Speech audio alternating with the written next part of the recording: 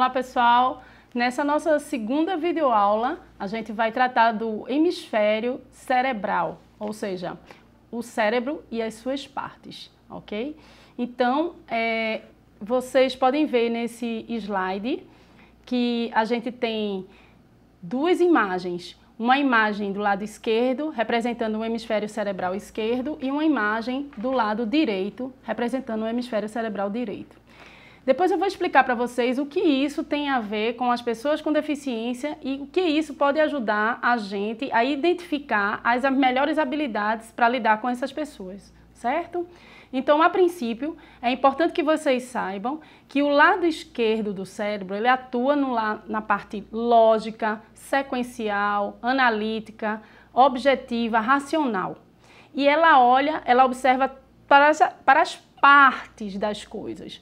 E o lado direito, que é o hemisfério direito do nosso cérebro, ele está responsável pela parte intuitiva, holística, sintetizadora, objetiva, lida mais com as áreas da linguística, né? E ela olha para o todo. Então, a gente tem esse equilíbrio no hemisfério cerebral e esse equilíbrio faz com que a gente ora atue com o hemisfério esquerdo e ora atue com o hemisfério direito.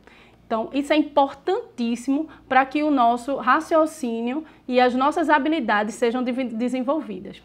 Vamos entender agora por que precisamos estudar os hemisférios cerebrais para trabalhar melhor com as pessoas com deficiência. Tudo começa com o cérebro. Nós temos dois lados, né, do cérebro. Como eu já havia falado, o lado do hemisfério direito e o lado do hemisfério esquerdo, como vocês podem visualizar aí no slide anterior. O hemisfério direito ele é o responsável por nossa intuição, retomando a sensibilidade, a parte artística, a parte de comunicação, né? Já o lado esquerdo, que é o hemisfério esquerdo, ele trabalha mais os membros, né? As pernas, os braços, a parte motora, mas ele também, a gente tem uma particularidade que é o seguinte: quando a gente está movimentando a mão direita, a gente está trabalhando o lado esquerdo do hemisfério cerebral. E quando a gente movimenta a mão esquerda, a gente trabalha o lado direito do nosso cérebro, tá? Retomando a questão do hemisfério esquerdo, ele que é responsável pela nossa racionalidade, pela parte lógica, pelos conceitos matemáticos, por tudo que a gente aprende de forma na área de exatas, né? Então ele é responsável pela motricidade. Apesar de eu levantar o braço direito e mexer com o cérebro o lado esquerdo, ele é responsável por essa movimentação dos nossos membros superiores e inferiores. Vamos compreender melhor um pouco sobre essa divisão cerebral. Então, o hemisfério esquerdo, ele tem lóbulos, assim como o hemisfério direito, que a gente pode chamar de lóbulos cerebrais ou lobos cerebrais. Como você pode ver nesse próximo slide, os lobos cerebrais, eles se dividem em lobo frontal, lobo parietal, lobo occipital, lobo temporal e cerebelo.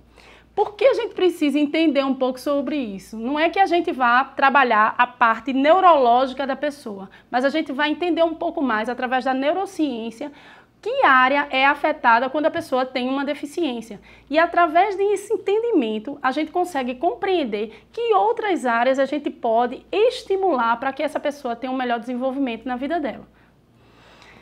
Os lobos cerebrais é uma divisão do cérebro, né? Ele está dividido aí no slide em partes coloridas para a gente poder entender. Da esquerda para a direita, a parte 1 é o lobo frontal, que está na cor azul.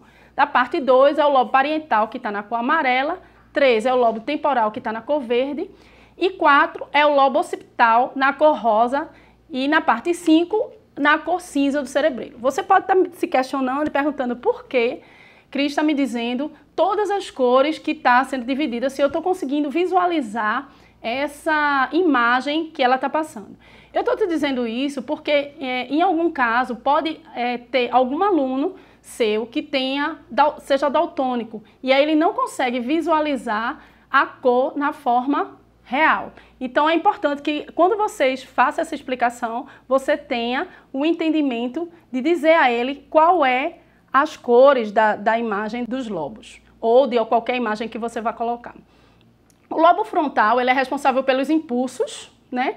O temporal é pela memorização, o parietal pelo processo da informação sensorial, já o occipital, ele é responsável em nos dar a capacidade de ver e interpretar.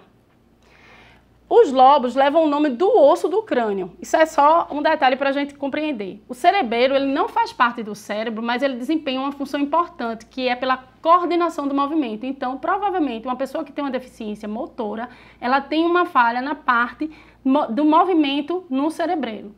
Né? Depois de entendermos o funcionamento básico do cérebro, a gente pode compreender como é que as tecnologias assistivas podem ajudar as pessoas que delas precisam. Então, como eu havia falado para vocês, na hora que a gente consegue compreender que a área do cérebro é afetada, as outras áreas, a gente tem um entendimento de que atividades a gente pode fazer para que essa pessoa com deficiência possa atuar e melhorar as suas habilidades e sua capacidade no meio em que ela vive, tanto no educacional como no meio social.